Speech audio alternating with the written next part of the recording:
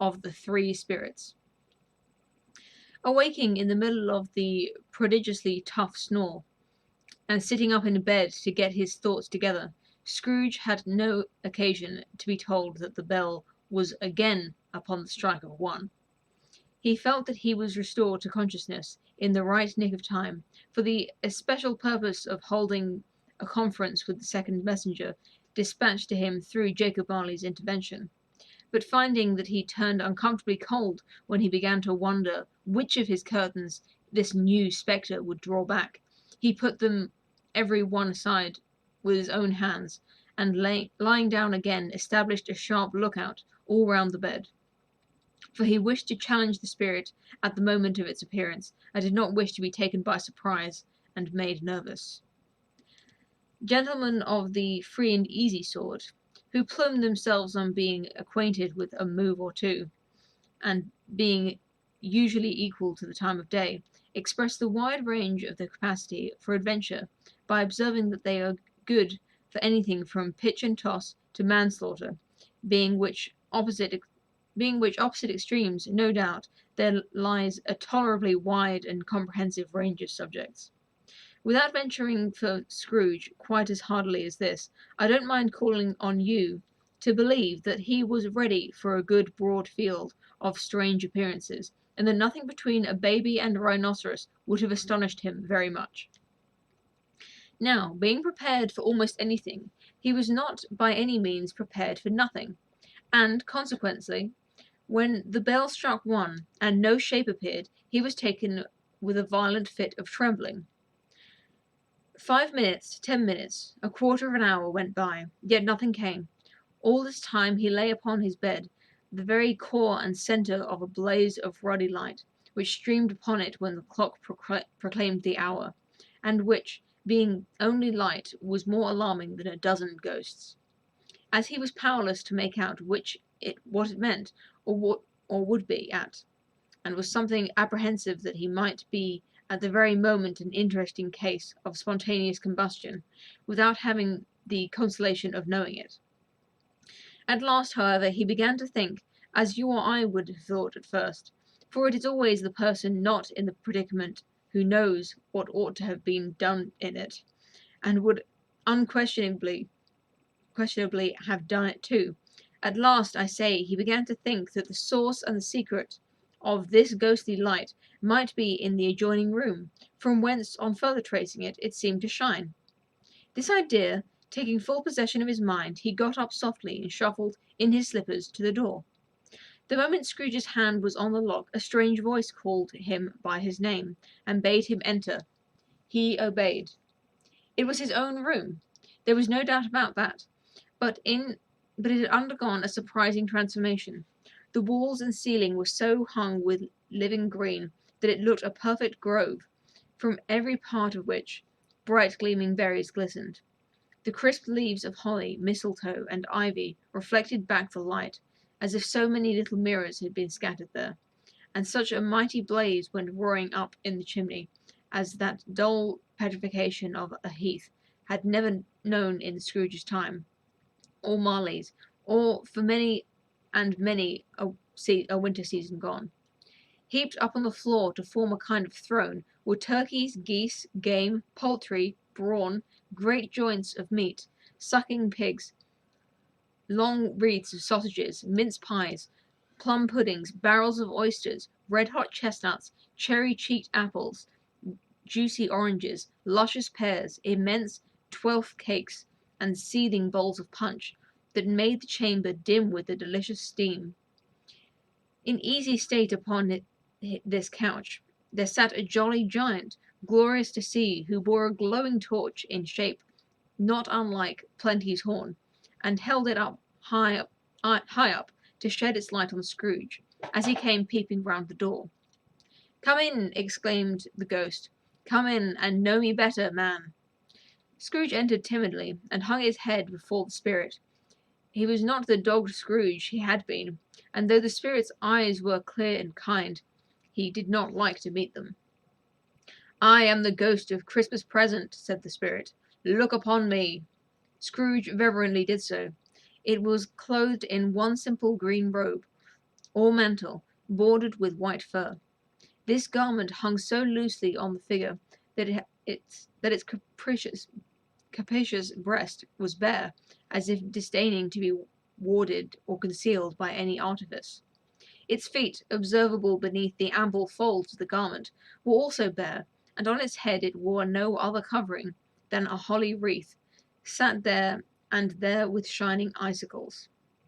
Its dark brown curls were long and free, free as its genial face, its sparkling eye, its open hand, its cheery voice, its unconstrained demeanour, and its joyful air. Girded round its middle was an antique scabbard, but no sword was in it, and the ancient sheath was eaten up with rust. Scrooge's third visitor. Scrooge's third visitor. "You have never seen the like of me before," exclaimed the spirit. "Never," Scrooge made answer to it. "Have never walked forth with the younger members of my family, meaning, for I am very young, my elder brothers born in these later years?" pursued the phantom.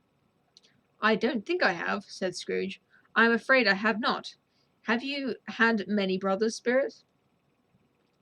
"More than 1800, said the ghost.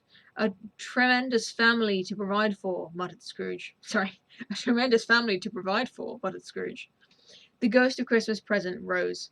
"Spirit," said Scrooge submissively, "conduct me to where you will. I went forth last night on compulsion, and I learnt a lesson which is working now. Tonight, if you have aught to teach me, let me profit by it." "Touch my robe." Scrooge did as he was told, and held it fast. Holly, mistletoe, red berries, ivy, turkeys, geese, game, poultry, brawn, meat, pigs, sausages, oysters, pies, puddings, fruit, and punch all vanished instantly.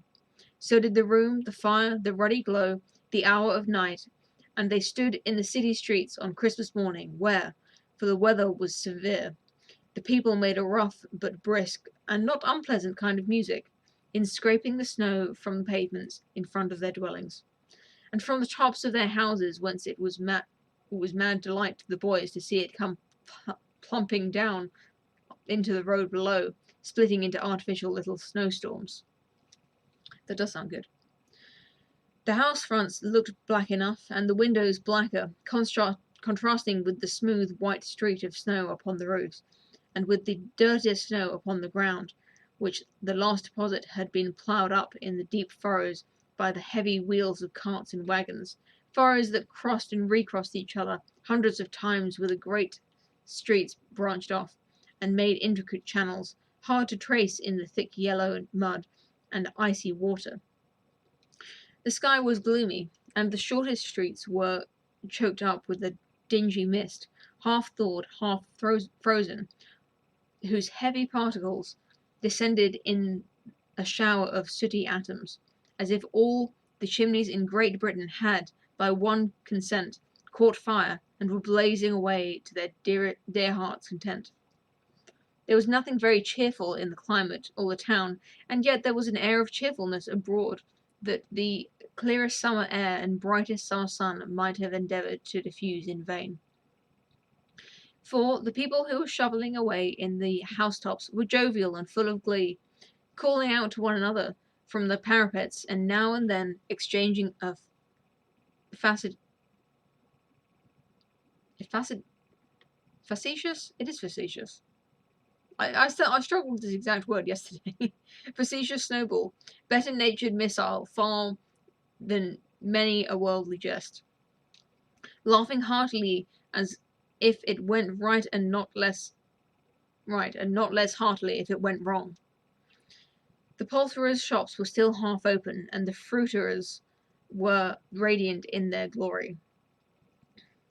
There were great round pot-bellied baskets of chestnuts, shaped like the waistcoats of jolly old gentlemen, lolling at the doors and tumbling out into the streets in their apoplectic opulence. There were ruddy, brown-faced, broad-girthed Spanish onions, shining in the fatness of their growth like Spanish friars, and winking from their shelves in wanton slyness at the girls as they went by, and glanced demurely at the hung-up mistletoe.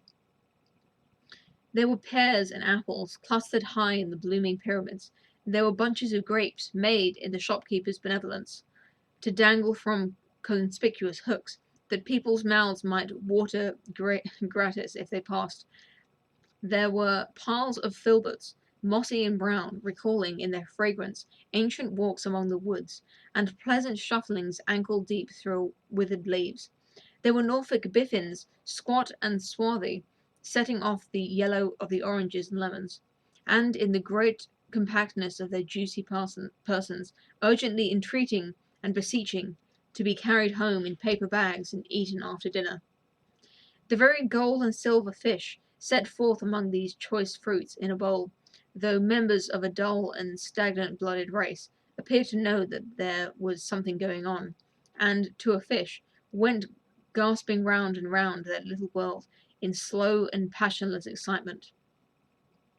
The grocers, oh the grocers, nearly closed with the perhaps 2 shutters down, or 1, but through those gaps such glimpses! It was not alone that the scales descended on the counter, made a merry sound, or that the twine and roller parted company so briskly, or that the canisters were rattled up and down like juggling tricks, or even that the blended scents of tea and coffee were so grateful to the nose, or even that the raisins were so plentiful and rare, the almonds so extremely white, the sticks of cinnamon so long and straight, the other spices so delicious, the candied fruits so caked and spotted with molten sugar, as to make the coldest lookers-on feel faint and subsequently bilious.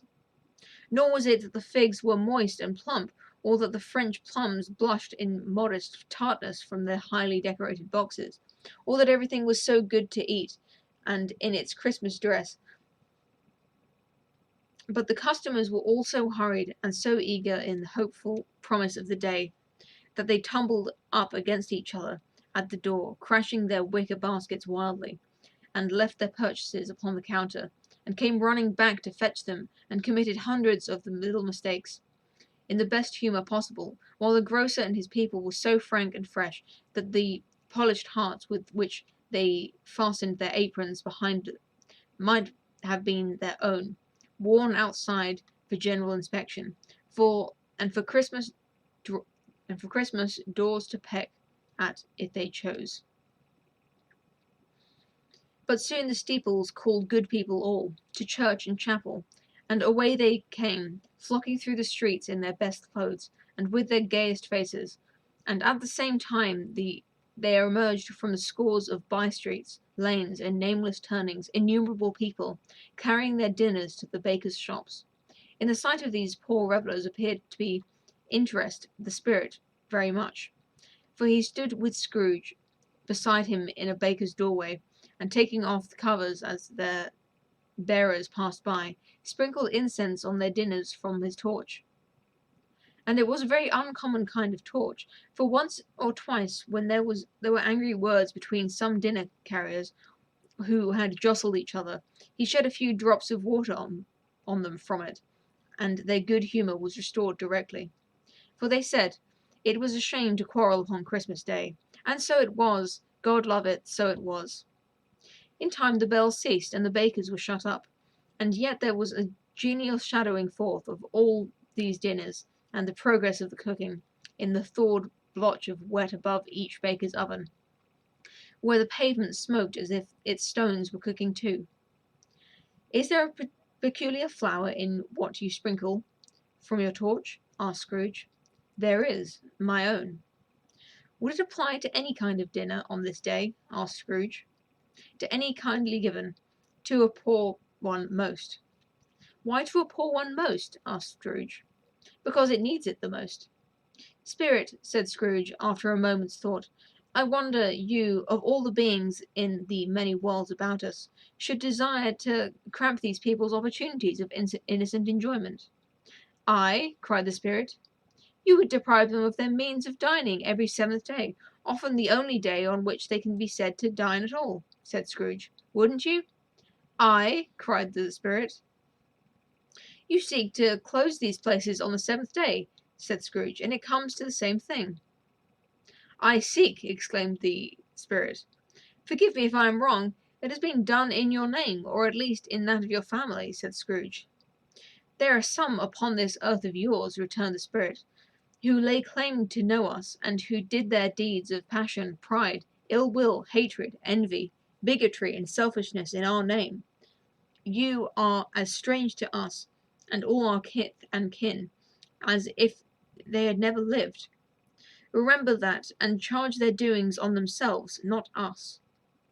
Scrooge promised that he would, and they went on, invisible as they had been before, into the suburbs of the town. It was a remarkable quality of the ghost, which Scrooge had observed at the baker's, that notwithstanding his gigantic size, he could accommodate himself to any place with ease, and that he stood beneath a low roof quite as gracefully and like a supernatural creature as it was possible he could have done in any lofty hall. And perhaps it was the pleasure the good spirit had in showing off this power of his, or else it was his kind, generous, hearty nature, and his sympathy with all poor men, that led him straight to Scrooge's clerk's. For there he went, and took Scrooge with him, holding his robe, and on the threshold of the door the spirit smiled, and stopped to bless Bob Cratchit's dwelling with a sprinkling of his torch. Think of that! Bob had but 15 bob a week himself. He pocketed on Saturdays but 15 copies of his Christian name, and yet the ghost of Christmas present blessed his 4-roomed house. Then up rose Mrs. Cratchit, Cratchit's wife, dressed out but poorly in a twice-turned gown, but brave in ribbons, which are cheap and make a goodly show for a sixpence. And she laid the cloth, assisted by Belinda Cratchit, second of her daughters, also brave in ribbons, while Master Peter Cratchit plunged a fork into the saucepan of potatoes, and getting the corners of his monstrous shirt collar, Bob's private property, conferred upon his son and heir in honour of the day, into his mouth, rejoiced to find himself so gallantly attired, and yearned to show his linen in the fashionable parks. And now 2 smaller Cratchits, boy and girl, came tearing in, screaming that outside the baker's they had smelt the goose, and known it for their own, and basking in luxurious thoughts of sage and onion, these young Cratchits danced about the table, and exalted Master Peter Cratchit to the skies, while he, not proud although his collars nearly choked him, blew the fire until the slow potatoes bubbling up knocked loudly at the saucepan lid, to be let out and peeled. What has ever got your precious father, then? Said Mrs. Cratchit. I always imagine Mrs. Cratchit as Miss Piggy from the Muppets Christmas Carol. I'm not going to do her voice, but if you'd like to imagine it yourself, you can. And your brother, Tiny Tim, and Martha wasn't as late last Christmas by half an hour. Here's Martha, mother, said a girl, appearing as she spoke. Here's Martha, mother, cried the 2 young Cratchits. Hurrah! There's such a goose, Martha. Why, bless your heart alive, my dear, how late you are, said Mrs. Cratchit, kissing her a dozen times and taking off her shawl and bonnet for her with officious zeal.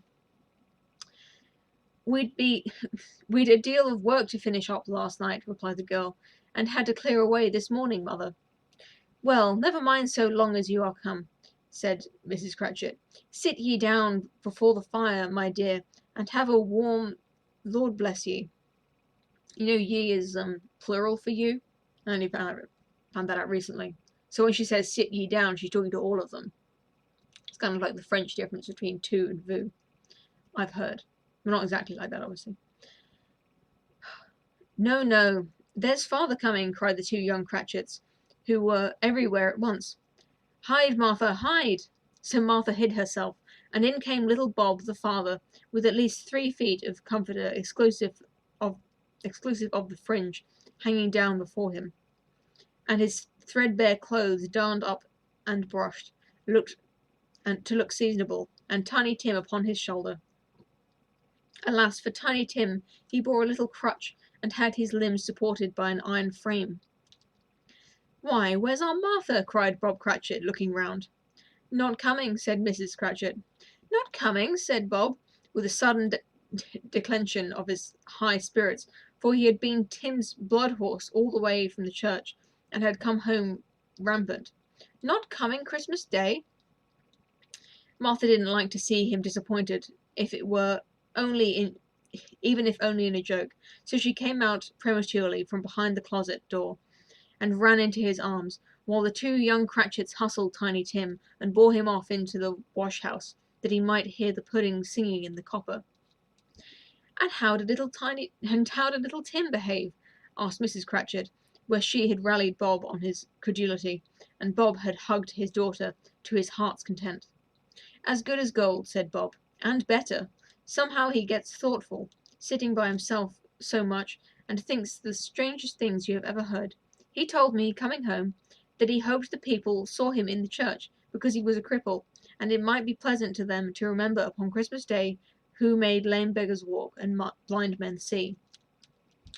Bob's voice was tremulous when he told them this, and trembled more when he said that Tiny Tim was growing strong and hearty.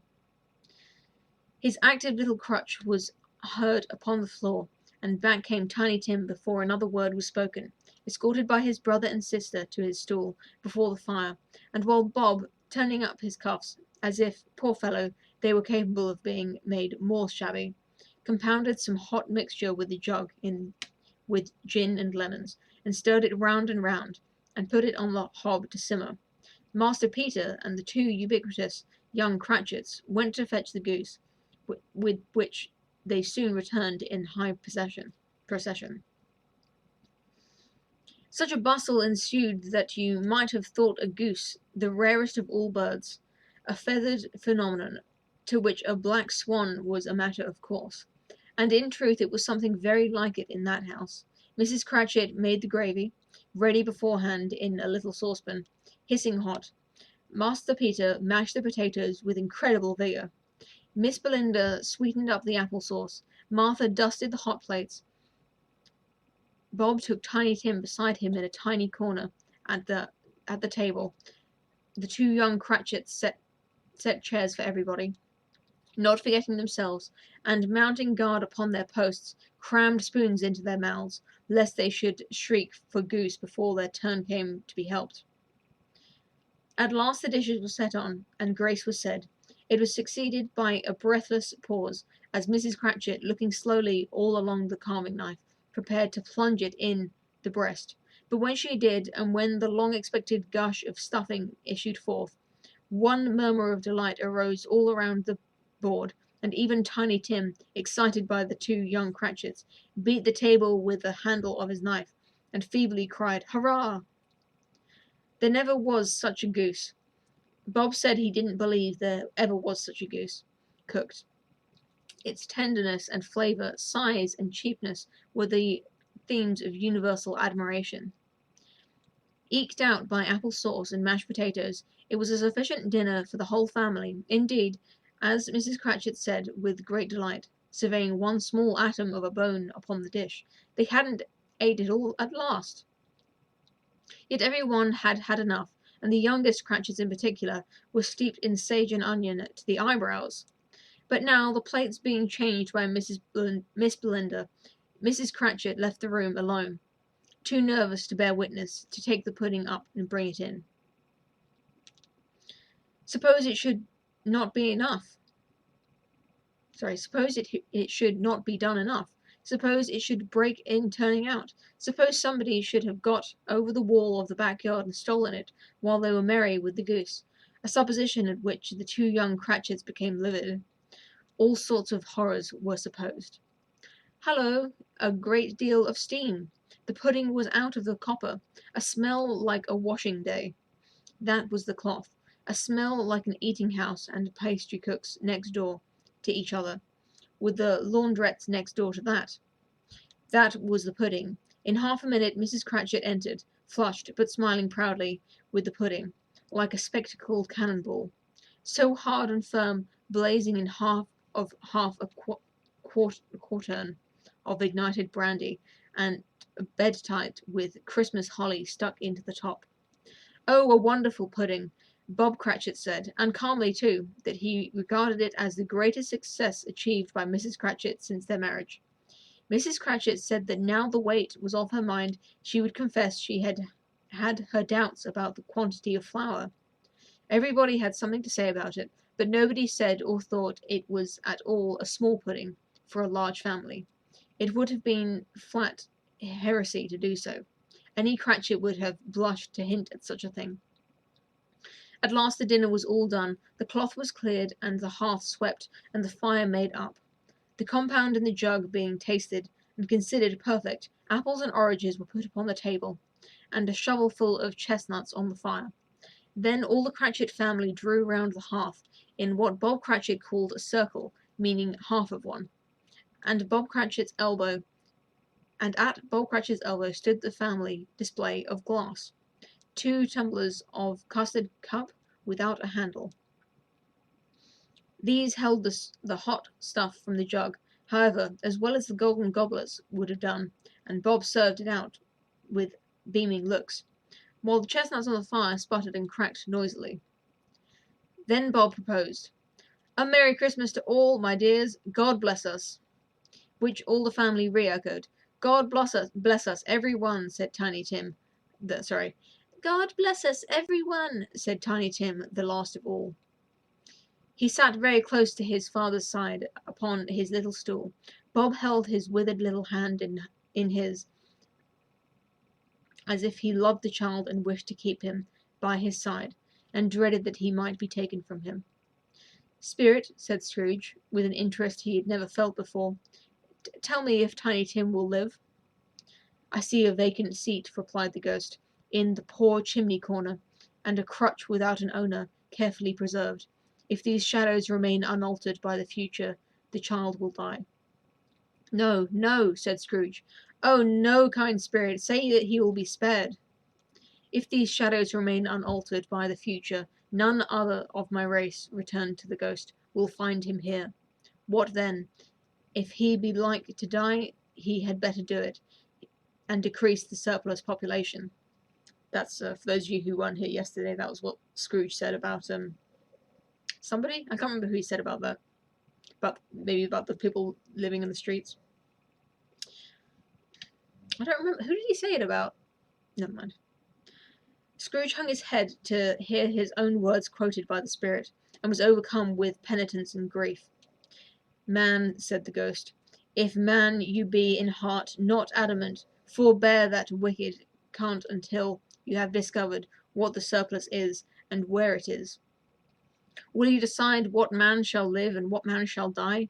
It may be that in the sight of heaven you are more worthless and less fit to live than millions like this poor man's child. O God, to hear the insect of the leaf pronouncing on the too much life among his hungry brothers in the dust." Scrooge bent before the ghost's rebuke, and trembling cast his eyes upon the ground, but he raised them speedily on hearing his own name. "Mr. Scrooge," said Bob. "I'll give you Mr. Scrooge, the founder of the feast." "The founder of the feast, indeed!" cried Mrs. Cratchit, reddening. I wish I had him here. I'd give him a piece of my mind to feast upon, and I hope he'd never have a good appetite for it." "My dear," said Bob, "the children, Christmas Day." "It should be Christmas Day, I am sure," she said, "on which one drinks the health of such an odious, stingy, hard, unfeeling man as Mr. Scrooge. You know it is, Robert. Nobody knows it better than you do, poor fellow." "My dear," was Bob's mild answer, "Christmas Day." "I'll drink his health for your sake and the day's," said Mrs. Cratchit, "not for his. Long life to him, a Merry Christmas and a Happy New Year. He'll be very merry and very happy, I have no doubt." The children drank the toast after her. It was the first of their proceedings which had no heartiness. Tiny Tim drank it last of all, but he didn't care twopence for it. Scrooge was the ogre of the family. The mention of his name cast a dark shadow on the pantry, which was not dispelled for a full 5 minutes. After it had passed away, they were 10 times merrier than before, from the mere relief of Scrooge the baleful being done with. Bob Cratchit told them how he had a situation in his eye for Master Peter, which would which would bring in, if obtained, full 5 and 6pence weekly. The two young Cratchits laughed tremendously at the idea of Peter's being a man of business, and Peter himself looked thoughtfully at the fire from between his collars, as if he were deliberating what particular investments he should favour when he came into the receipt of that bewildering income. Martha, who was a poor appetite at the milliner's, then told them what kind of work she had to do, and how many hours she worked at a stretch, and how she meant to lie abed tomorrow morning for a good long rest, tomorrow being a holiday she passed at home. Also how she had seen a countess and a lord some days before, and how the lord was much about as tall as Peter, at which Peter pulled up his collar so high that you couldn't have seen his head if you had been there. All this time the chestnuts and the jug went round and by they had a song about a lost child travelling in the snow, from Tiny Tim, who had a plaintive little voice and sang it very well indeed. There was nothing of high mark in this. They were not a handsome family, they were not well dressed, their shoes were far from being waterproof. Their clothes were scanty, and Peter might have known, and very likely did, the inside of a pawnbroker's. But they were happy, grateful, pleased with one another, and contented with the time, and when they faded and looked happier yet in the bright sprinklings of the spirit's torch at parting, Scrooge had his eye upon them, and especially on Tiny Tim, until the last. I need to get some water.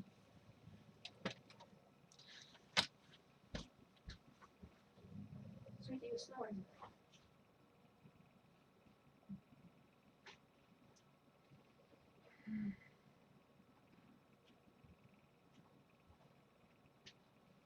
Oh, it is.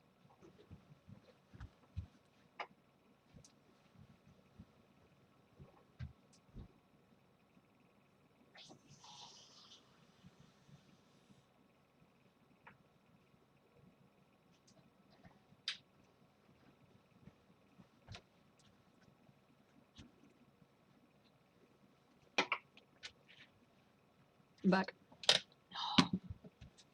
We still on amber? That's good.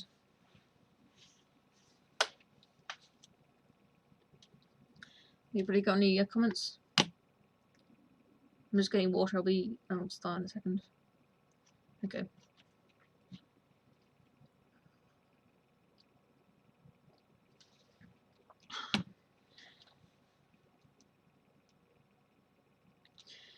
By this time it was getting dark and snowing pretty heavily, and as Scrooge and the spirit went along the streets, the brightness of the roaring fires in kitchens, parlours, and all sorts of rooms was wonderful.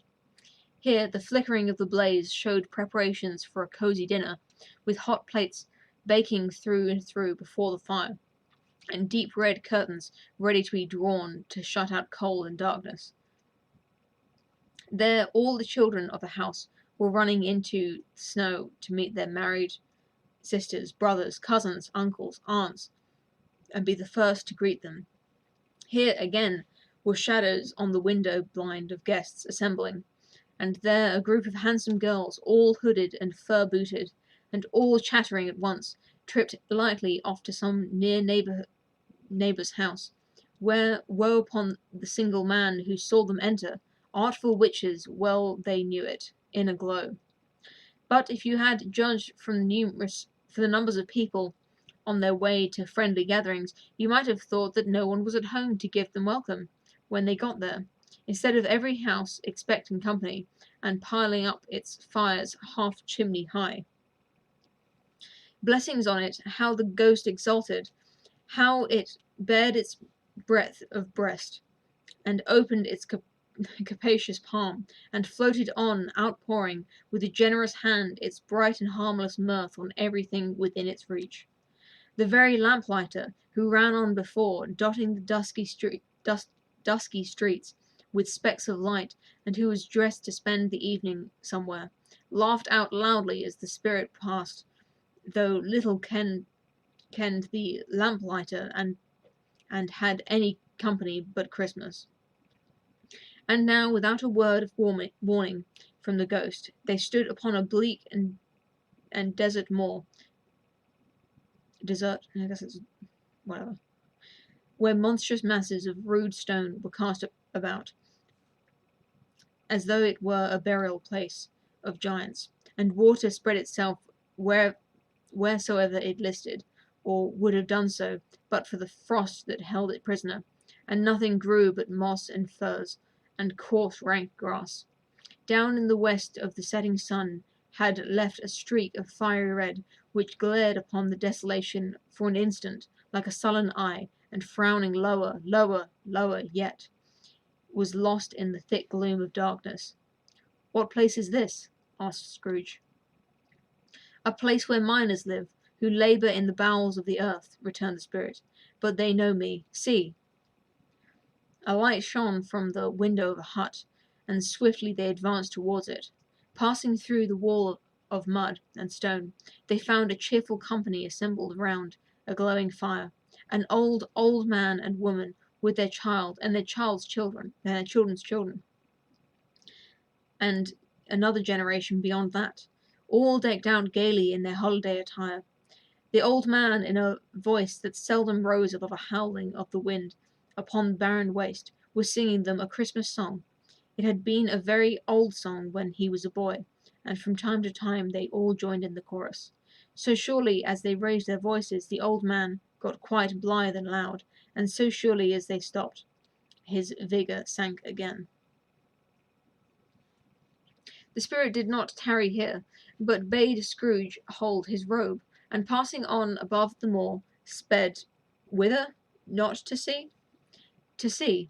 To Scrooge's horror, looking back, he saw the last of the land, a frightful range of rocks behind them, and his ears were deafened by the thundering water as it rolled and roared and raged among the dreadful caverns it had worn, and fiercely tried to undermine the earth. Built upon a dismal reef of sunken rocks, some league or so from the shore, on which the waters chafed and dashed the wild year through, there stood a solitary lighthouse. Great heaps of seaweed clung to its base, and storm birds, born of the wind one might suppose, as seaweed of the water, rose and fell about it, like the waves they skimmed. But even here, two men who watched the light had made a fire, and through the loophole in the thick stone wall out a ray of bright out shone out a ray of brightness onto the awful sea. Joining their horny hands over the rough table at which they sat, they wished each other Merry Christmas in their can of grog, and one of them, the elder, too, with his face all damaged and scarred with hard weather, as the figurehead of the old ship might be, struck up a sturdy song that was like a gale in itself. Again the ghost sped on, above the black and heaving sea, on and on, until, being far away as he told Scrooge, from any shore, they lighted on a ship.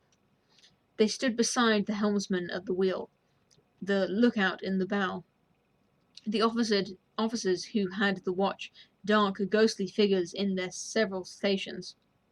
But every man among them hummed a Christmas tune, or had a Christmas thought, or spoke below the breath of his companion, of some bygone Christmas day, with homeward hopes belonging to it, and every man on board, waking or sleeping, good or bad, had a kinder word for another on that day than on any day in the year, and had shared to some extent in its festivities, and had remembered those he cared for at a distance, and had known that they delighted to remember him.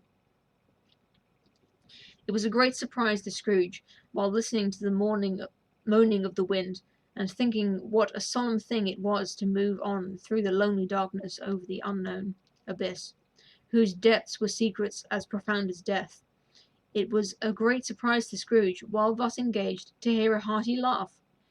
It was a much greater surprise to Scrooge to recognise it as his own nephew's, and to find himself in a bright, dry, gleaming room, with the spirit standing smiling by his side, and looking at that same nephew with approving affability.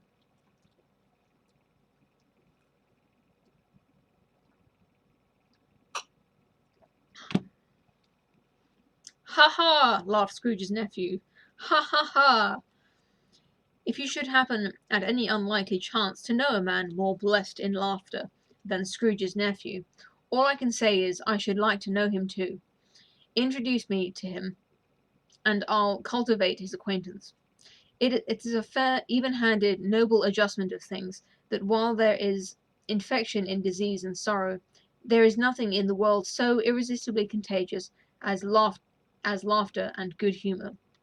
When Scrooge's nephew laughed in this way, holding his sides, rolling his head, twisting his face into the most extravagant contortions, Scrooge's niece, by marriage, laughed as heartily as he, and their assembled friends, being not a bit behindhand, roared. Oh, I see, behindhand. Roared out lustily, "Ha ha! Ha ha ha ha!" "He said that Christmas was a humbug, as I live!" cried Scrooge's nephew. "He believed it too!" "More shame for him, Fred," said Scrooge's niece indignantly. "Bless those women, they never do anything in halves. They are always in earnest. She was very pretty, exceedingly pretty, with a dimpled, surprised-looking, capital face, a ripe little mouth that seemed made to be kissed, and no doubt it was, all kinds of good little dots about her chin that melted into one another when she laughed, and the sunniest pair of eyes you ever saw in any little creature's head. Although she was what you would have called provoking, you know, but satisfactory, too. Oh, perfectly satisfactory." "He's a comical old fellow," said Scrooge's nephew. "That's the truth. He's not so pleasant as he might be. However, his offences carry their own punishment, and I have nothing to say against him." "I'm sure he is very rich, Fred," hinted Scrooge's niece. "At least you always tell me so." "What of that, my dear?" said Scrooge's nephew. "His wealth is of no use to him. He don't do any good with it. He don't make himself comfortable with it. He hasn't the satisfaction of thinking, ha ha ha, that he is ever going to benefit us with it." "I have no patience with him," observed Scrooge's niece. Scrooge's niece's sisters and all the other ladies expressed the same opinion. "Oh, I have," said Scrooge's nephew. "I am sorry for him. I couldn't be angry with him if I tried. Who suffers by his ill whims? Himself, always.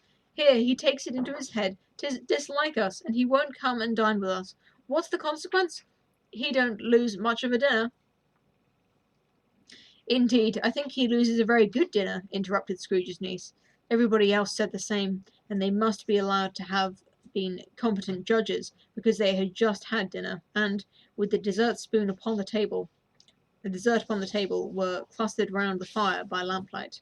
"Well, I'm very glad to hear it," said Scrooge's nephew, "because I haven't great faith in these young housekeepers. What do you say, Topper?"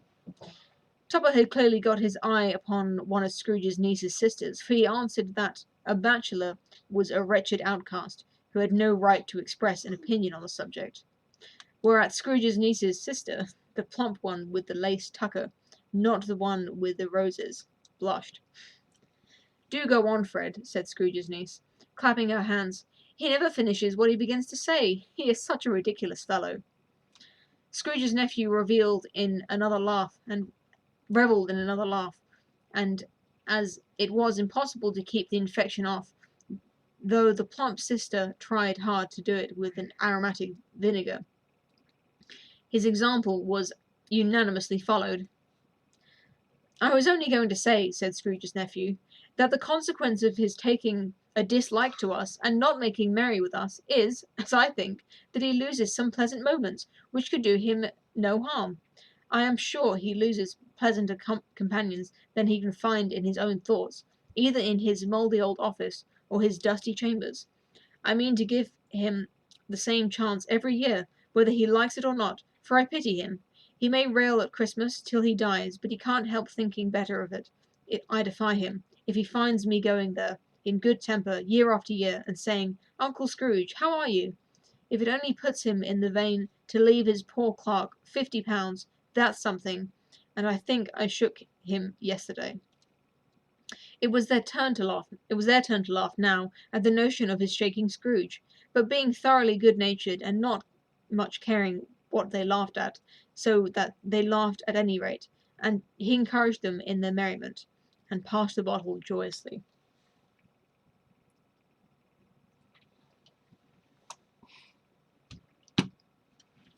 After tea they had some music, for they were a musical family, and knew what they were about. When they sung a glee or catch, I can assure you, especially Topper, who could growl away in the bass like a good one, and never swell the large veins in his forehead, or get red in the face over it. Scrooge's niece played well upon the harp, and played, among other tunes, a simple little air, a mere nothing you might learn to whistle in a few minutes, which had been familiar to the child who fetched Scrooge from the boarding school, as he had remained by the ghost of Christmas past. When this strain of music sounded, all the things that Ghost had showed him came upon his mind. He softened more and more, and thought that if he could have listened to it often, years ago, he might have cultivated the kindness of life for his own happiness with his own hands, without resorting to the sexton's spade that buried Jacob Marley. But they didn't devote the whole evening to music. After a while they played at forfeits, for it is good to be childish sometimes, and never better than at Christmas, when its mighty founder was a child himself. Stop! There was first a game at blind man's buff. Of course there was, and I no more believe Topper was really blind than I believe he had eyes on his boots. My opinion is that it was a done thing between him and Scrooge's nephew, that the ghost of Christmas present knew it, and that the ghost of Christmas present knew it.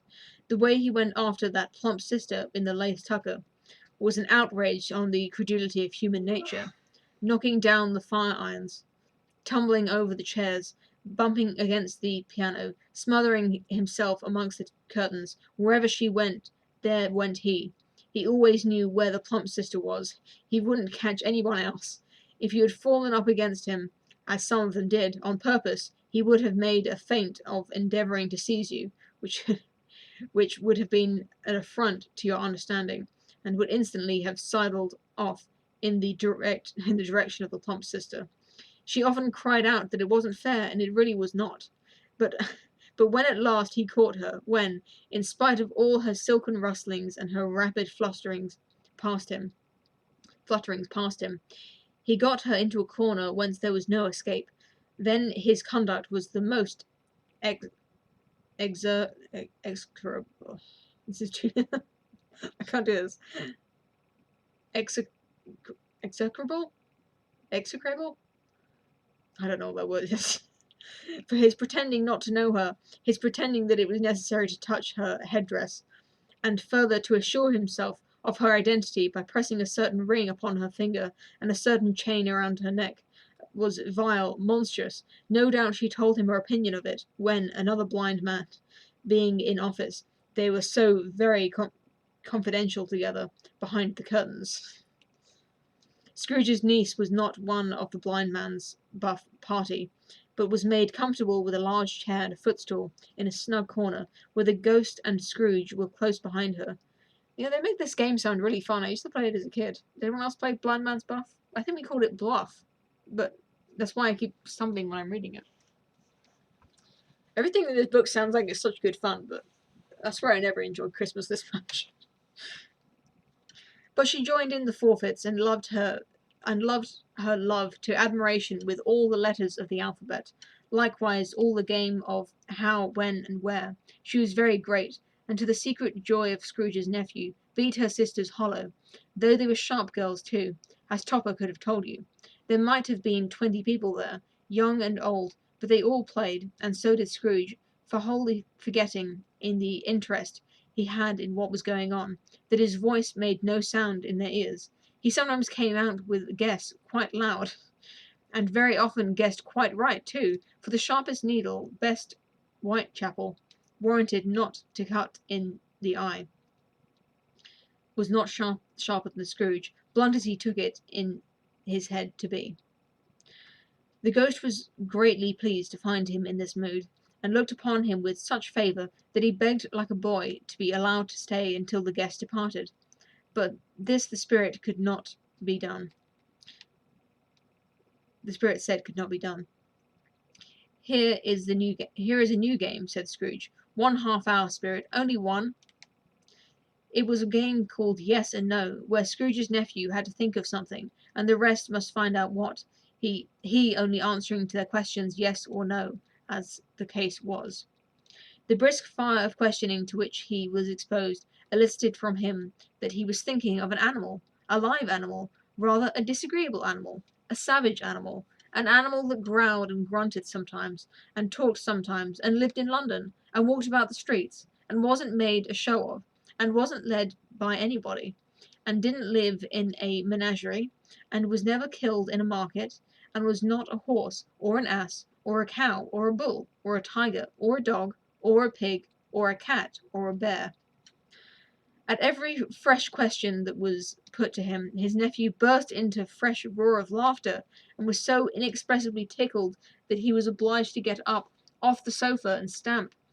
At last, the plump sister, falling into a similar state, cried out, "I have found it out! I know what it is, Fred! I know what it is!" "What is it?" cried Fred.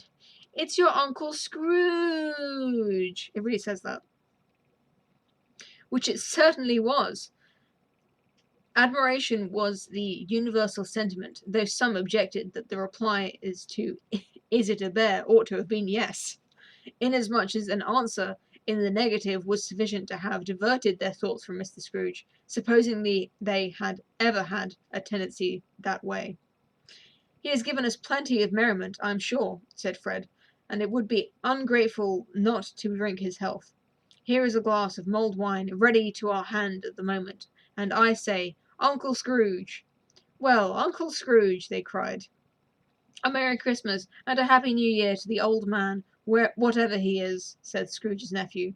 "He wouldn't take it from me, but may he have it nevertheless. Uncle Scrooge!"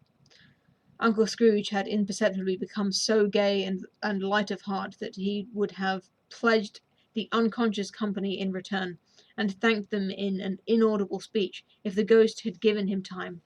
But the whole scene passed off in the breath of the last word spoken by his nephew, and he and the spirit were again upon their travels.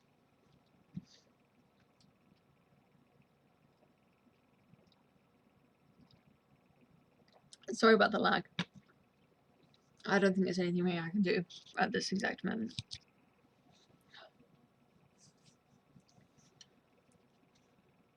Much they saw, and far they went, and many homes they visited, but always with a happy end.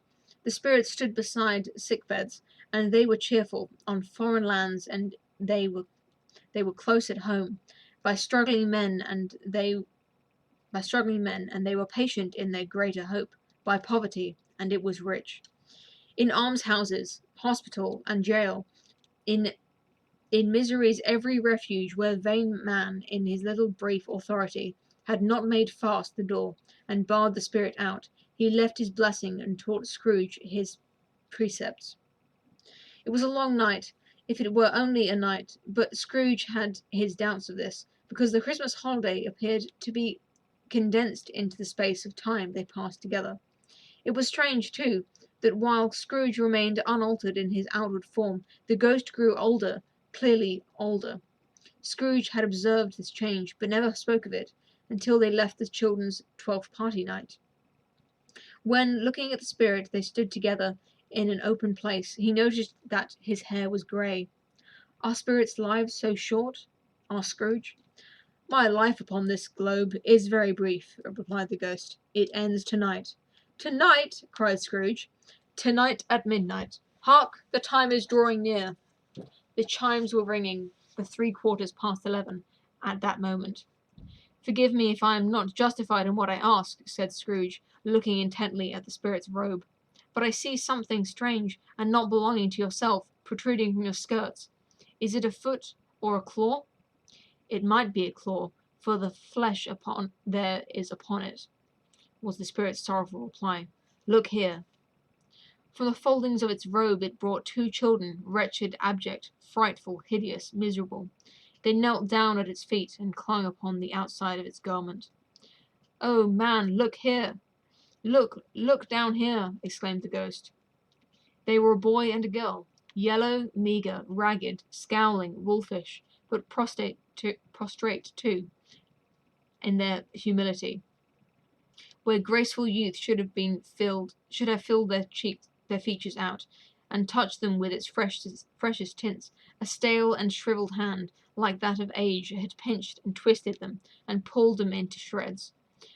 Where angels might have sat enthroned, devils lurked and glared out menacing. No change, no degradation, no no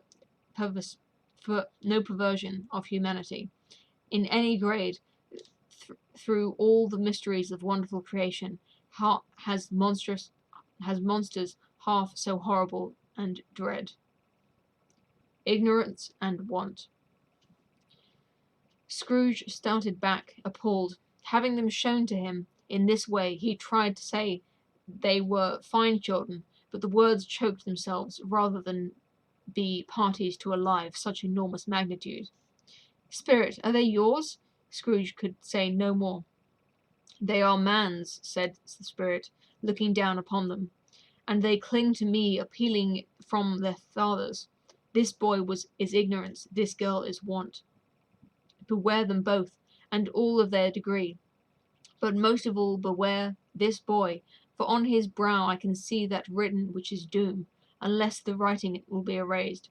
Deny it, cried the spirit, stretching out his hand towards the city. Slander those who tell it ye.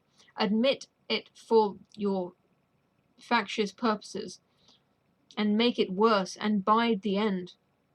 Have they no refuge or resource? Cried Scrooge. Are there no prisons? Said the spirit, turning on him for the last time with his own words. Are there no workhouses? The bell struck 12.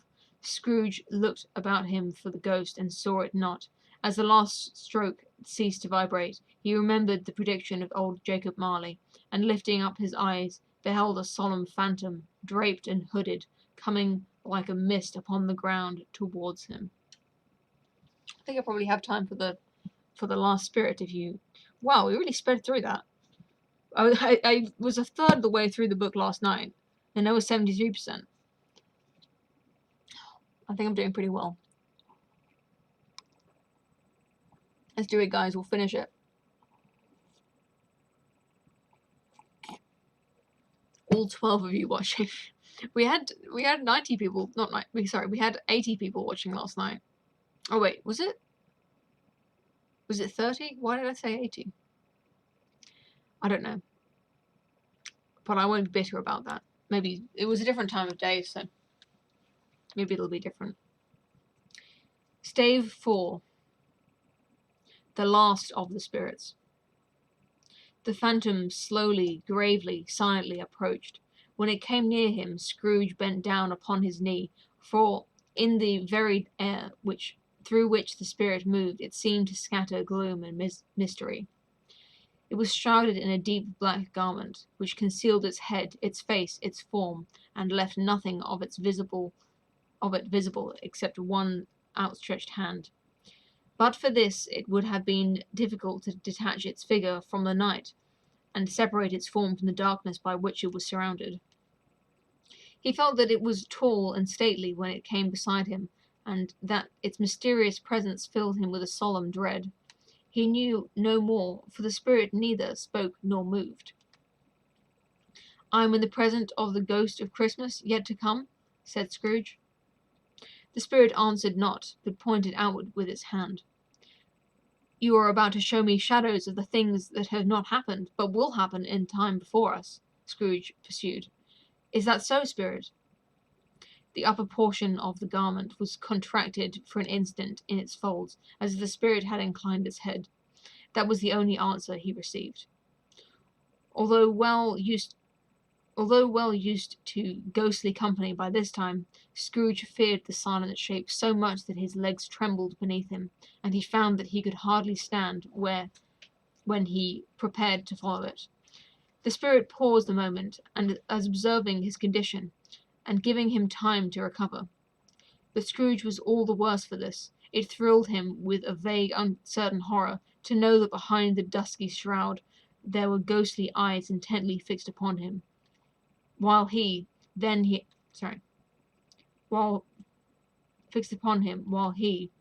he stretched his hand to the utmost, he stretched his own to the utmost, he could see nothing but a spectral hand and one great heap of black. "Ghost of the future," he exclaimed, "I fear you more than any spectre I have seen, but as I know your purpose is to do more good, and as I hope to live to be another man from what I was, I am prepared to bear you company, and do it with a thankful heart. Will you not speak to me?" It gave him no reply. The hand was pointed straight before them. "Lead on," said Scrooge. "Lead on. The night is waning fast, and it is precious time to me, I know. Lead on, spirit."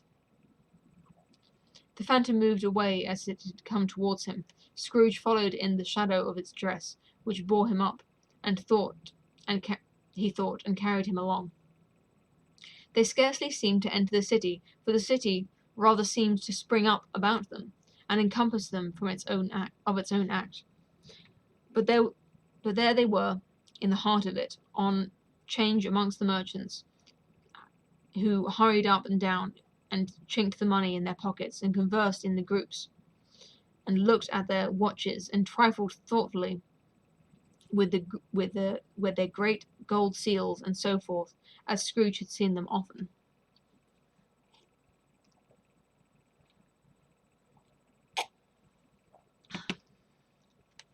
The spirit stopped beside one little knot of business men. Observing that the hand was pointed to them, Scrooge advanced to listen to their talk. "No," said the great fat man with the monstrous chin, "I don't know much about it either way. I only know he's dead." "When did he die?" inquired another. "Last night, I believe." "Why, what was the matter with him?" asked the third, taking a vast quantity of snuff out of a very large snuff-box. "I thought he'd never die." "God knows," said the first, with a yawn. "What has he done with his money?" asked the red-faced gentleman, with a pendulous excrescence on the end of his nose that shook like a gill of a turkey-cock. "I haven't heard," said the man with a very large chin, yawning again. "Left it to his company, perhaps. He hasn't left it to me, that's all I know." This pleasantry was received with a general laugh. "It's likely to be a very cheap funeral," said the same speaker, "for upon my life I don't know of anybody to go to it. Suppose we make up a party and volunteer?" "I don't mind going if a lunch is provided," observed the gentleman with the excrescence of his nose. "But I must be fed if I make one." Another laugh. "Well, I am the most disinterested among you, after all," said the first speaker, "for I never wear black gloves and I never eat lunch. But I'll offer to go if anyone else will. When I come to think of it, I'm not at all sure that I wasn't his most particular friend, for we used to stop and speak whenever we met. Bye-bye." Speakers and listeners strolled away, and mixed with other groups. Scrooge knew the men, and looked towards the spirit for an explanation. The phantom glided on into a street. Its finger pointed to two persons meeting. Scrooge listened again, thinking that their explanation might lie there. He knew these men also, perfectly. They were men of business, very wealthy, and of great importance. He had made a point of always standing well in their esteem, in a business point of view. That is, strictly in a business point of view. "How are you?" said one. "How are you?" returned the other. "Well," said the first, "Old Scratch has got his own at last, eh?" "So I am told," returned the second. "Cold, isn't it?" "Seasonable for Christmas time. You're not a skater, I suppose?" No, something else to think of. Good morning." Not another word. That was their meeting, their conversation, and their parting. Scrooge was at first inclined to be surprised that the spirit should attach importance to conversations apparently so trivial, but feeling assured that they must have some hidden purpose, he set himself to consider what it was likely to be. They could scarcely be supposed to have any bearing on the death of Jacob, his old partner, for that was past, and his ghost's province was the future. Nor could he think of anyone immediately connected with himself to whom he could apply them, but nothing doubting that to whomsoever they applied that they had some latent moral for his own improvement, he resolved to treasure up every word he'd heard. and everything he saw, and especially to observe the shadow of himself when it appeared, for he had an expectation that the conduct of his future self would give him the clue he missed, and would render the solution to these riddles easy.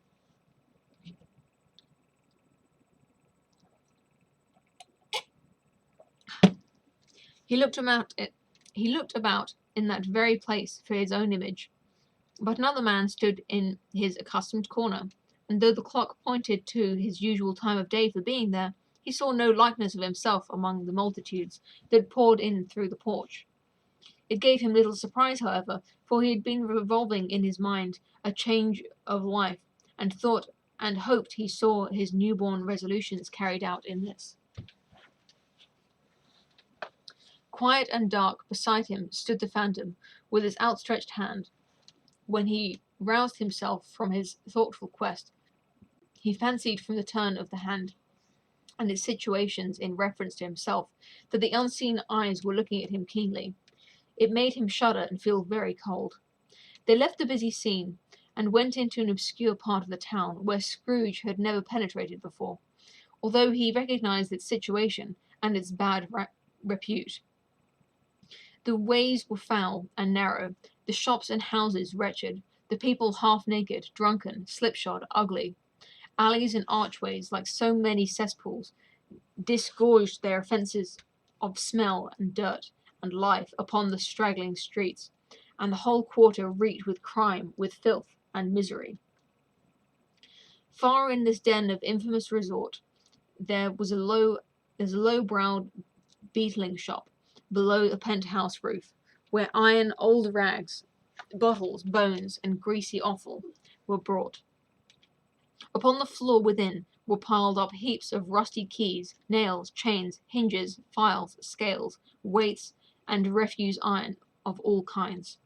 Secrets that few would like to scrutinize were bred and hidden in the mountains of unseemly rags, masses of corrupted fat, and sepulchres of bones. Sitting in among the wares he dealt in, by charcoal stove, made of old bricks, was a grey-haired rascal, nearly 70 years of age, who had screened himself from the cold air without by any frowsy curtaining of miscellaneous tatters, hung upon a line, and smoked his pipe in all the luxury of calm retirement. Scrooge and the Phantom came into the presence of this man just as a woman with a heavy bundle slunk into the shop, but she had scarcely entered, for when another woman, similarly laden, came in too, she was closely followed by a man in faded black, who was no less startled by the sight of them than they had been upon the recognition of each other. After a short period of blank astonishment in which the old man with the pipe had joined them, they all three burst into laugh. "Let the charwoman alone to be the first," cried she who had entered first. "Let the laundress alone be the second, and let the undertaker's man alone be the third. Look here, old Joe, here's a chance, if we haven't all three met here without meaning it." "You couldn't have met in a better place," said old Joe, removing his pipe from his mouth.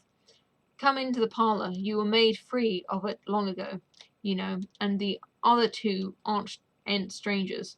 Stop till I shut the door of the shop. Ah, how it shrieks! How it squeaks! There aren't such a rusty bit of metal in the place as its own hinges, I believe, and I'm sure there's no such old bones here as mine. Ha ha! We're all suitable to our calling, and we're all matched. Come into the parlour, come into the parlour." The parlour was the space behind the screen of rags. The old man raked the fire together with an old stair rod, and having trimmed his smoky lamp, for it was night, with the stem of his pipe, put it in his mouth again. While he did this, the woman who had already spoken threw her bundle on the floor and sat down in a flaunting manner on the stool, crossing her elbows on her knees, and looking with a bold defiance at the other two.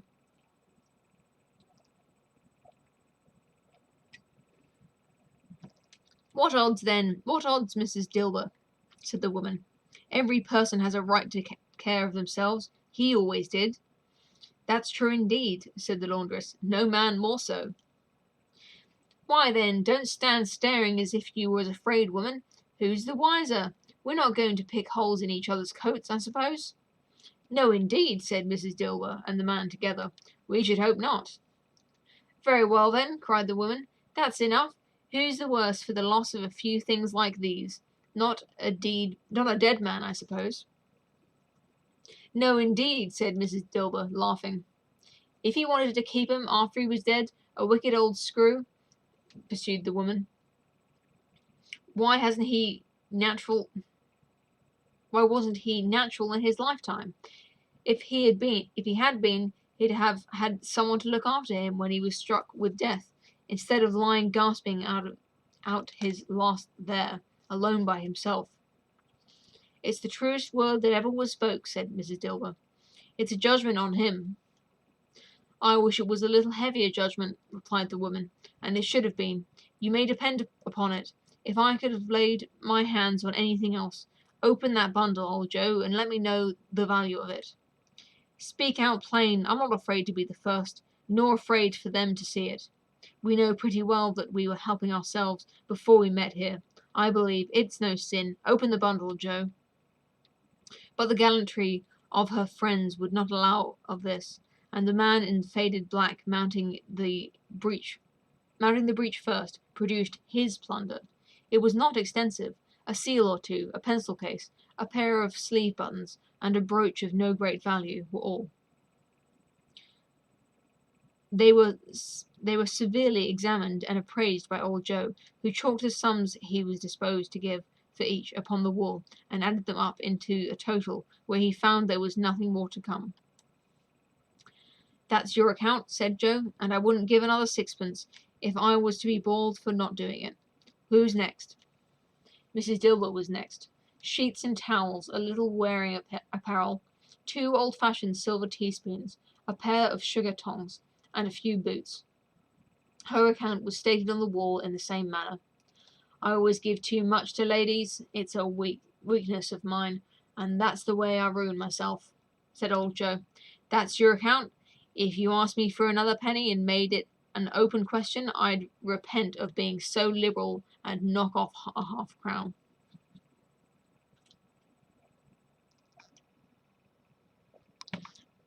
And now undo my bundle, Joe, said the first woman. Joe went down on his knees for the greater convenience of opening it, and having unfastened a great many knots, dragged out a large, heavy roll of some dark stuff. What do you call this? Said Joe. Bed curtains. Ah, returned the woman, laughing and leaning forward on her crossed arms. Bed curtains. You don't mean to say you took him down, rings and all, with him lying there, said Joe. Yes, I do, replied the woman. Why not? You were born to make a fortune, said Joe, and you'll certainly do it.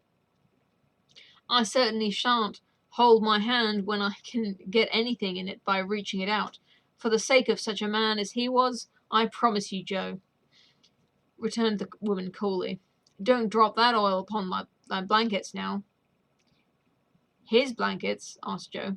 Whose else do you think? Replied the woman. He isn't likely to take cold without 'em, I dare say. I hope he didn't die of anything catching, eh? Said old Joe, stopping his work and looking up. Don't be afraid of that, returned the woman. I ain't so fond of his company that I'd loiter around him for such things, if he did. Ah, you may look through that shirt till your eyes ache, but you won't find a hole in it, nor a threadbare place. It's the best he had, and a fine one too. They'd have wasted it if it hadn't been for me. What do you call wasting of it? Asked old Joe. Putting it on him and buried him in it, to be sure, replied the woman with a laugh. Somebody was fool enough to do it, but I took it off again. If calico ain't good enough for such a purpose, it isn't good enough for anything. It's quite as becoming as to the body. He can't look uglier than he did in that one. Scrooge listened to this dialogue in horror, as they sat grouped about their spoil in the scanty light offered by the old man's lamp. He viewed them with that detestation and disgust which could hardly have been greater though they had been obscene demons, marking the corpse itself.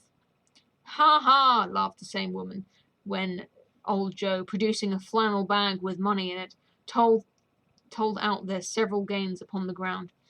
"This is the end of it, you see. He frightened every one away from him when he was alive, to profit us when he was dead. Ha! Ha! Ha!" "Spirit," said Scrooge, shuddering from head to foot, I see. The case of this unhappy man might be my own. My life tends that way now. Merciful Heaven, what is this?" He recoiled in terror from for the scene had changed, and now he almost touched a bed, a bare, uncurtained bed, on which, beneath a ragged sheet, there lay a something covered up, which, though it was dumb, announced itself in awful language. The room was very dark, too dark to be observed with any accuracy, though Scrooge glanced around it in obedience to a secret impulse, anxious to know what kind of room it was.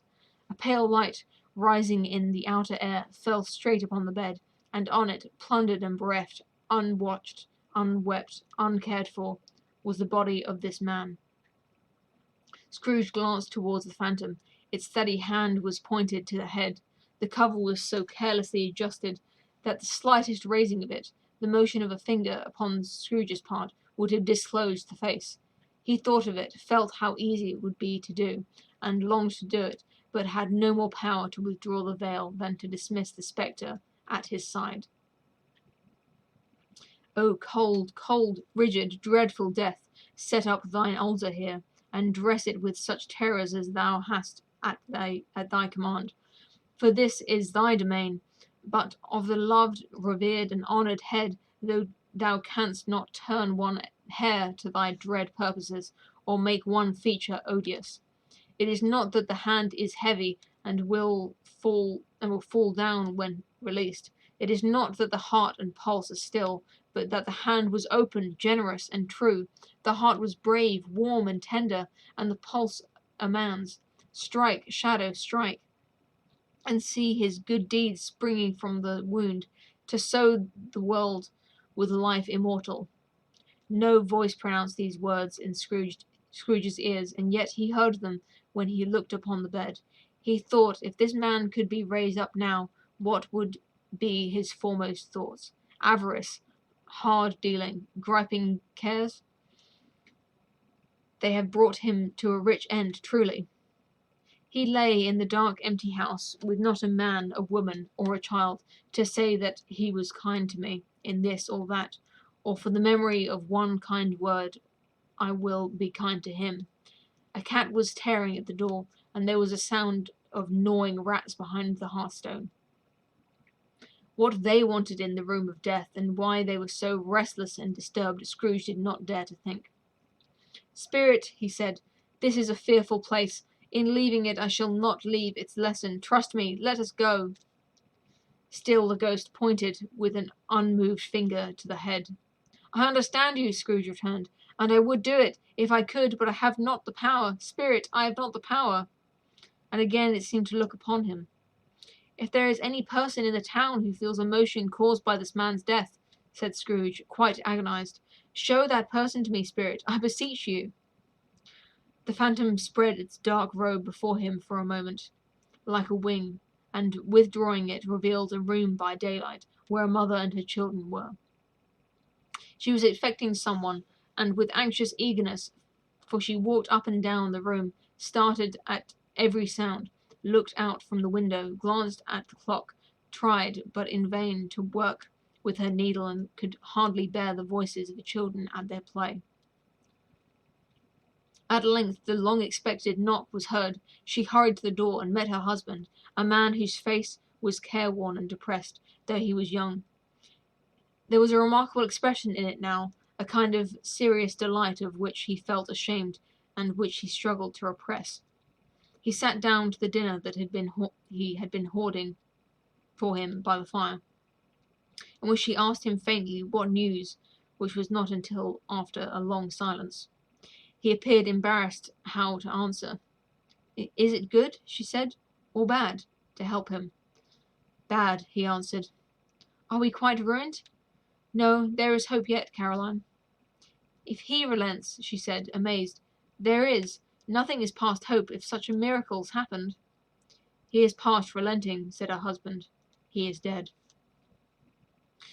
She was a mild and patient creature, if her face spoke truth, but she was thankful in her soul to hear it, and she said so with clasped hands. She prayed forgiveness in the next moment, and was sorry, but the first was the emotion of her heart. What the half-drunken woman whom I told you of last night said to me, when I tried to see him and obtain a week's delay, and what I thought was a mere excuse to avoid me, turns out to have been quite true. He was not only very ill, but dying then. To whom will our debt be transferred?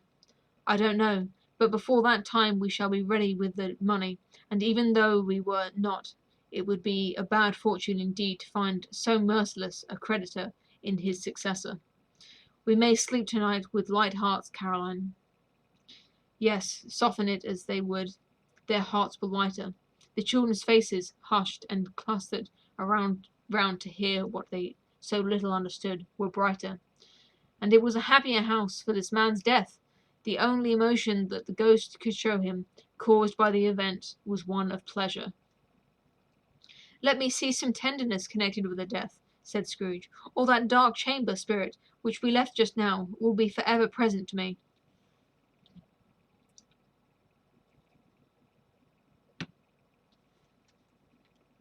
The ghost conducted him through several streets familiar to his feet, and as they went along Scrooge looked here and there to find himself, but nowhere was he to be seen.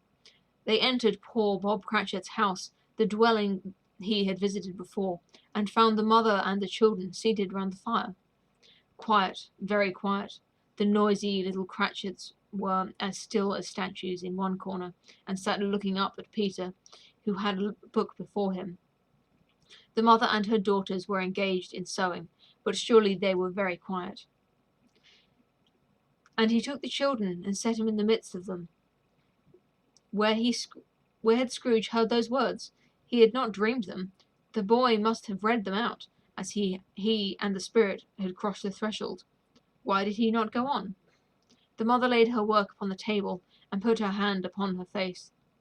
The colour hurts my eyes, she said. The colour? Ah, poor Tiny Tim.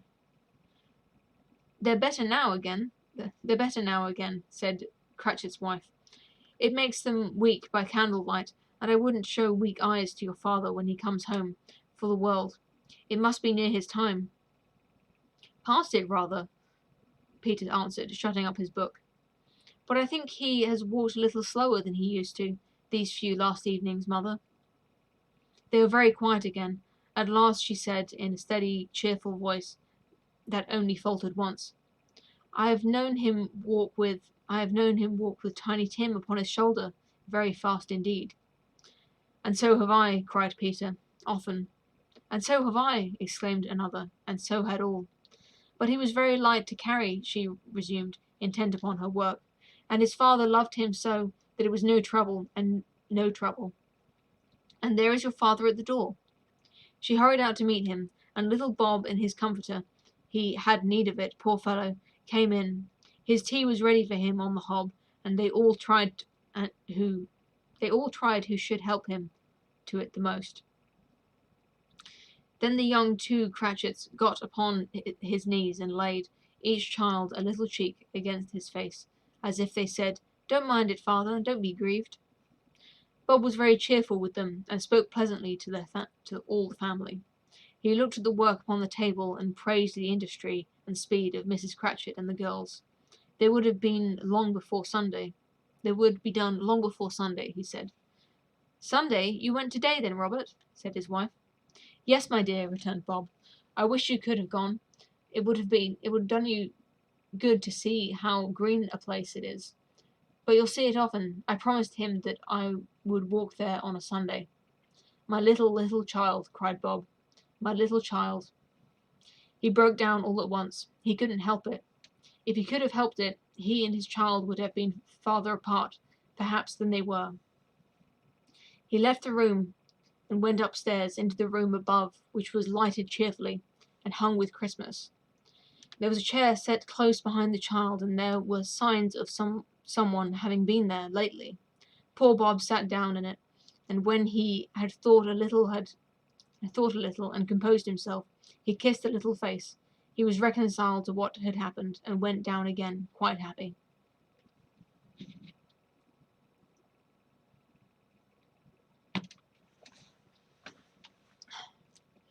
They drew about the fire and talked, the girls and mother working still. Bob told them of the extraordinary kindness of Mr. Scrooge's nephew, whom he had scarcely seen once, and who, meeting him in the street that day, and seeing that he looked just a little down, said Bob, inquired what had happened to distress him. On which, said Bob, for he is the pleasantest spoken gentleman you have heard, I told him, I am heartily sorry for it, Mr. Cratchit, he said, and heartily sorry for your good wife. By the by, how he ever knew that, I don't know. Knew what, my dear? Why, that you are a good wife, replied Bob. Everybody knows that, said Peter. Very well observed, my boy, cried Bob. I hope they do. Heartily sorry, he said, for your good wife. If I can be of service to you in any way, he said, giving me his card. That's where I live. Pray come to me. No, it wasn't, cried Bob, for the sake of anything he might be able to do for us, so much as for his kind way, that this was delightful. It really seemed as if he had known our Tiny Tim and felt with us.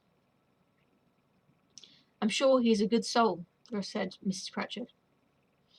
You would be surer of it, my dear, returned Bob, if you saw and spoke with him. I shouldn't be at all surprised, mark what I say, if he got Peter a better situation. Only hear that, Peter, said Mrs. Cratchit. And then, cried one of the girls, Peter will be keeping company with someone and setting up for himself. Get along with you, resorted Peter, grinning. It's just as likely as not, said Bob, one of these days, though there's plenty of time for that, my dear. But however and whenever we part from one another, I'm sure we shall none of us forget poor Tiny Tim, shall we? Or this first parting that there was among us? Never, father, cried they all. And I know, said Bob, I know, my dears, that when we recollect how patient and how mild he was, although he was a little child, we shall not quarrel easily among ourselves, and forget poor Tiny Tim in doing it. No, never, father, they cried again. I am very happy, said little Bob. I am very happy. Mrs. Cratchit kissed him, his daughters kissed him, and the two young Cratchits kissed him. And Peter and himself shook hands. Spirit of Tiny Tim, thy childish essence was from God. Spectre, said Scrooge, something informs me that our parting moment is at hand. I know it, but I know not how. Tell me, what man was there whom we saw lying dead? The ghost of Christmas yet to come conveyed him, as before, though at a different time, he thought. Indeed, there seemed no order in these little latter visions, save that they were in the future, into the resorts of business men, and not showed him, not himself. Indeed, the spirit did not stay for anything, but went straight on, as to the end just now desired, until besought by Scrooge to tarry for a moment. This court, said Scrooge, through which we hurry now, is where my place of occupation is, and has been for a length of time. I see the house. Let me behold what I shall be in days to come. The spirit stopped. The hand was pointed elsewhere. The house is yonder, Scrooge exclaimed. Why do you point away? The inexorable finger underwent no change. Scrooge hastened to the window of his office and looked in. It was an office still, but not his. The furniture was not the same, and the figure in the chair was not himself. The phantom pointed as before. He joined it once again, and wondering why and whither he had gone, accompanied it until they reached an iron gate. He paused to look round before entering. A churchyard, here, then. The wretched man whose name he had now to learn lay underneath the ground. It was a worthy place, walled in by houses, overrun by grass and weeds, the growth of vegetation's death, not life, choked up with too much burying. fat with repleted appetite, a worthy place. The spirit stood among the graves and pointed down to one. He advanced towards it trembling. The phantom was exactly as it had been, but dressed that he saw new meaning in its solemn shape. "Before I draw nearer to that stone to which you point," said Scrooge, "answer me one question. Are these the shadows of the things that will be, or are they shadows of things that may be only?" Still the ghost pointed downward to the grave by which it stood. "Men's courses will foreshadow certain ends, to which, if persevered, they must lead," said Scrooge. "But if the courses be departed from, the ends will change. Say it is thus with what you show me." Spirit was immovable as ever. Scrooge crept towards it, trembling as he went, and following the finger read upon the stone of the neglected grave his own name, Ebenezer Scrooge. What a twist. The last of the spirits. "Am I that man who lay upon the bed?" he cried, upon his knees. The finger pointed from the grave to him and back again. "No, Spirit! Oh, no, no!" The finger was still there. "Spirit!" he cried, tight clutching at its robe. "Hear me! I am not the man I was. I was not the man I must have been but for this intercourse. Why, show me this if I am past all hope. Why show me this if I am past all hope?" For the first time the hand appeared to shake. "Good Spirit," he pursued, as down upon the ground he fell before it, "your nature intercedes for me, and pities me. Assure me that I yet may change these shadows you have shown me by an altered life." The kind hand trembled. "I will honor Christmas in my heart, and try to keep it all the year. I will live in the past, the present, and the future. The spirits of all three shall strive within me. I will not shut out the lessons that they teach me. Oh, tell me I may sponge away the writing on this stone." And in his agony he caught the spectral hand. It sought to free itself, but was strong in his entreaty, and detained it. The spirit, stronger yet, repulsed him. Holding up his hands in a last prayer to have his fate reversed, he saw an alteration in the phantom's hood and dress. It shrunk, collapsed, and dwindled down into a bedpost. Give me some more water.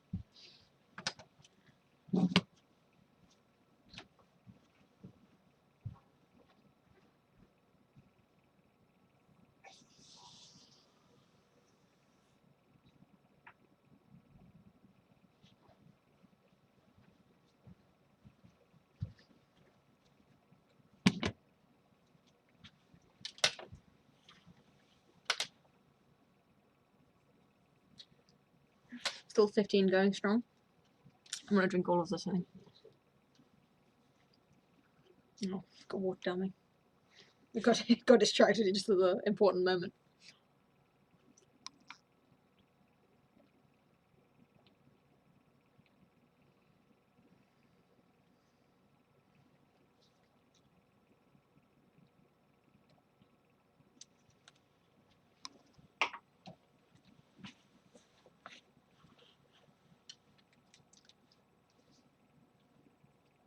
Stave 5. The end of it.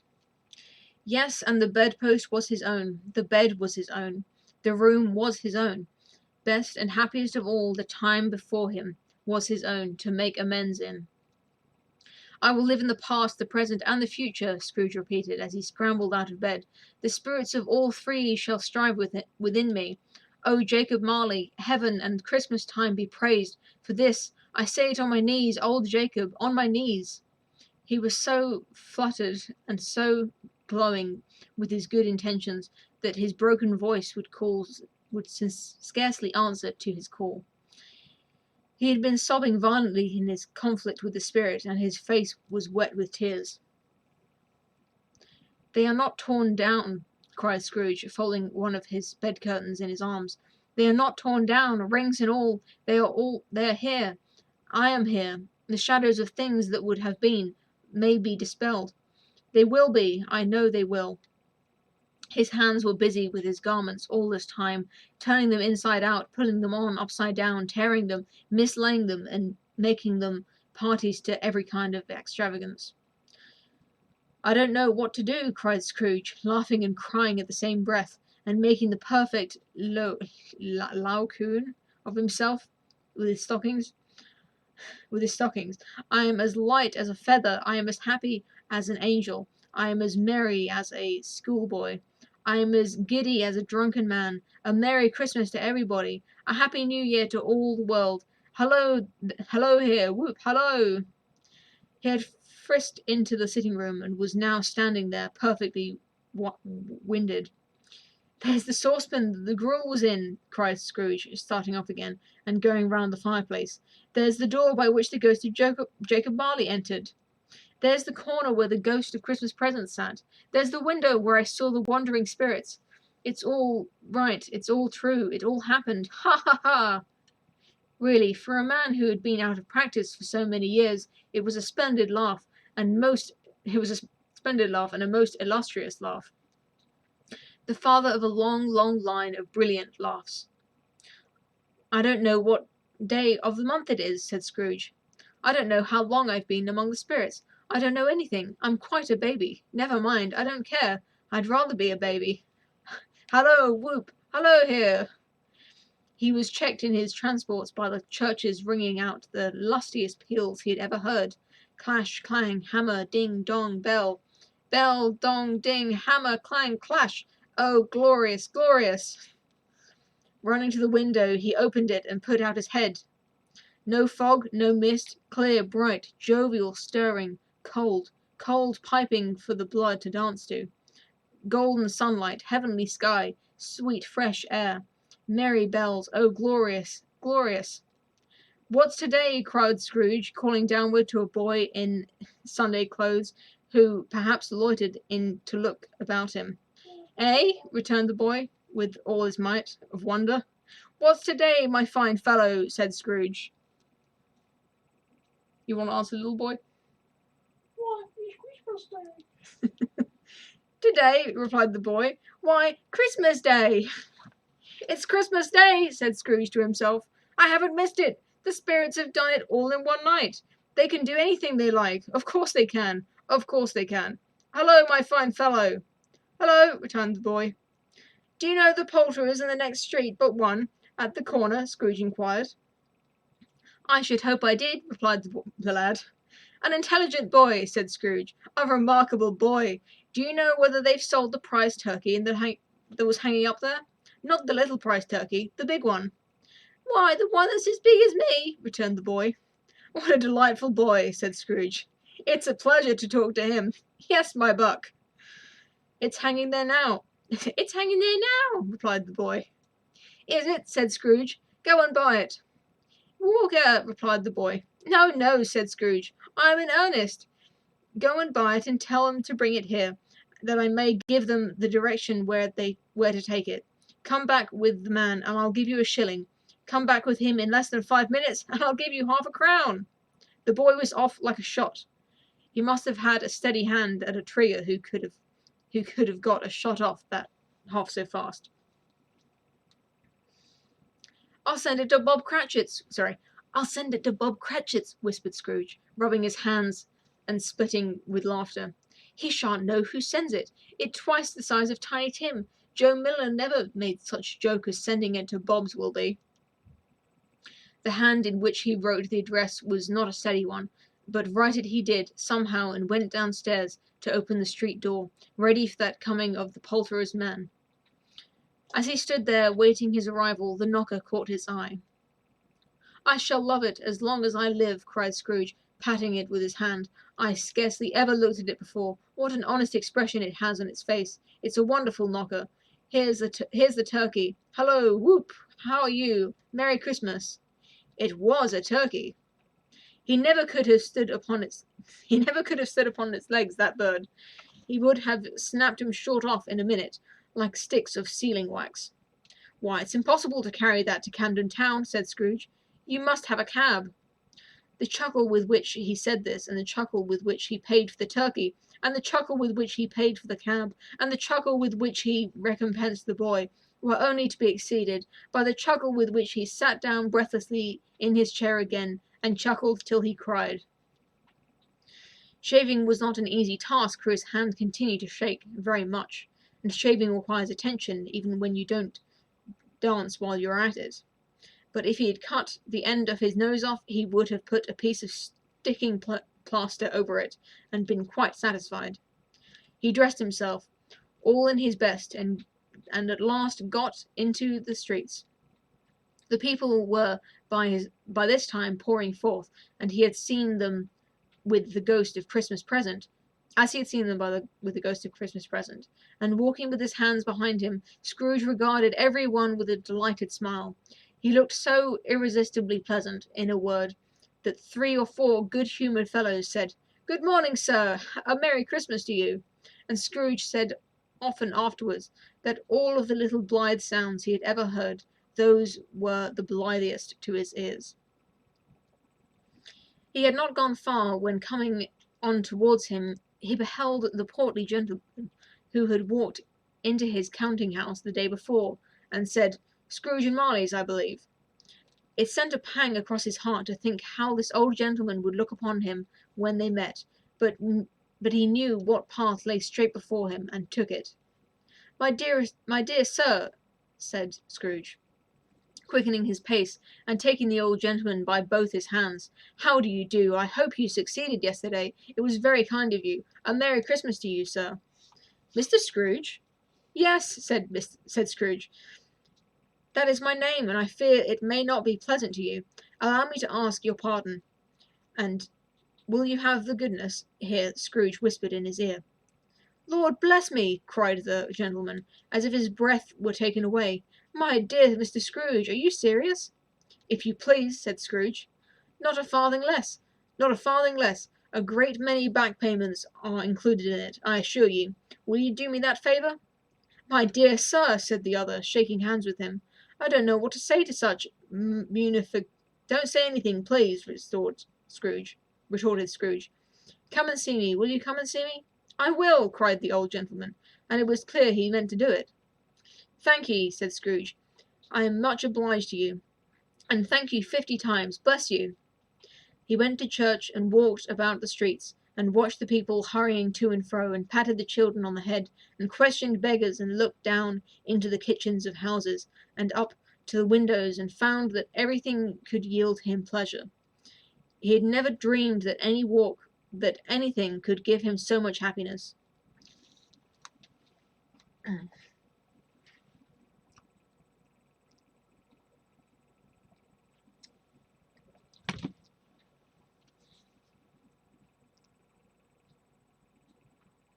Sorry, I was just reading this chat, describing what Laocoon is.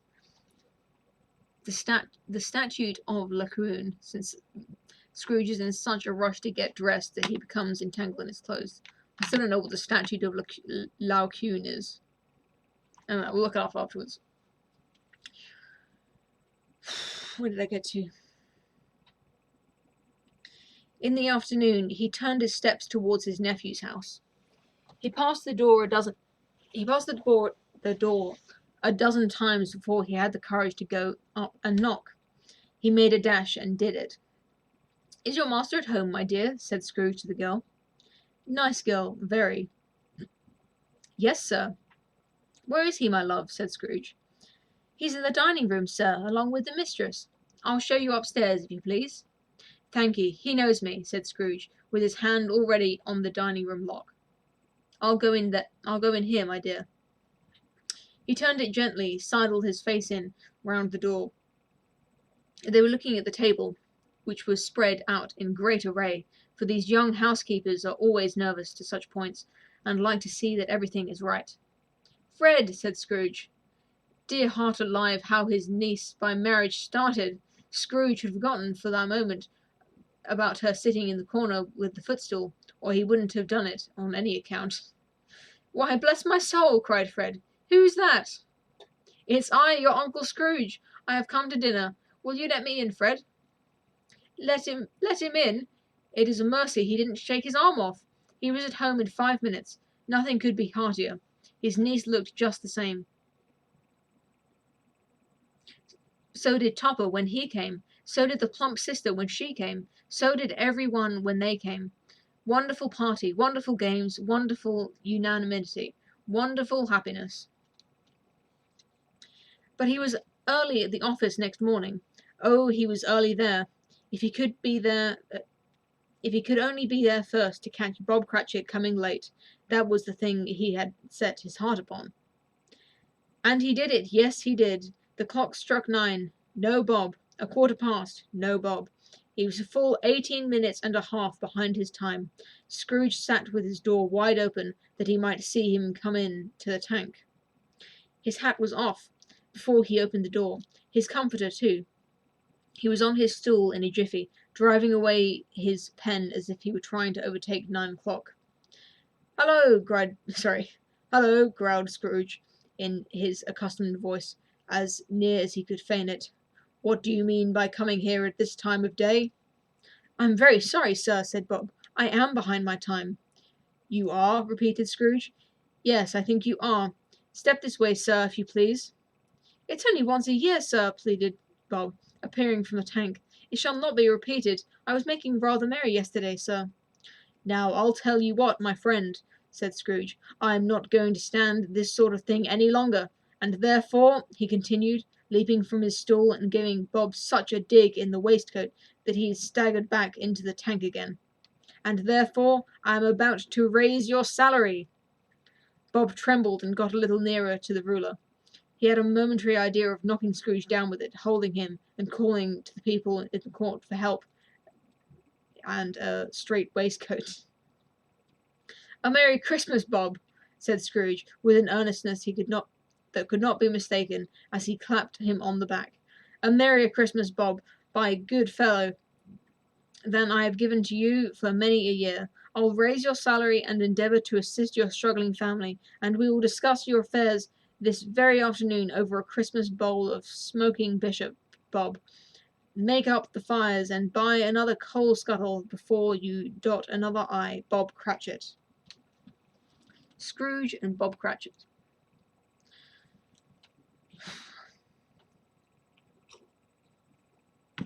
Scrooge was better than his word.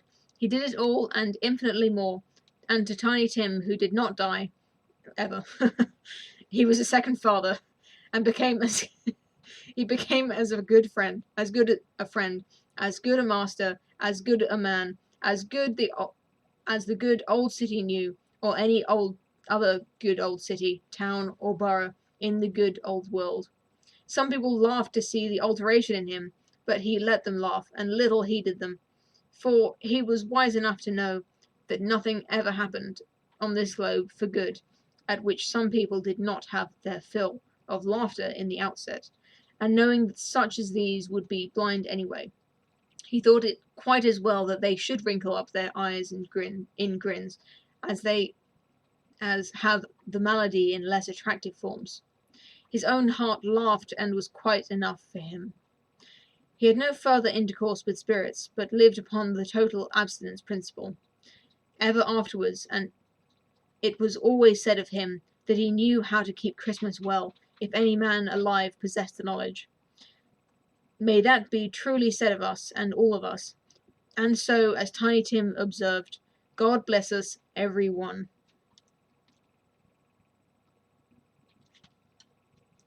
That's it.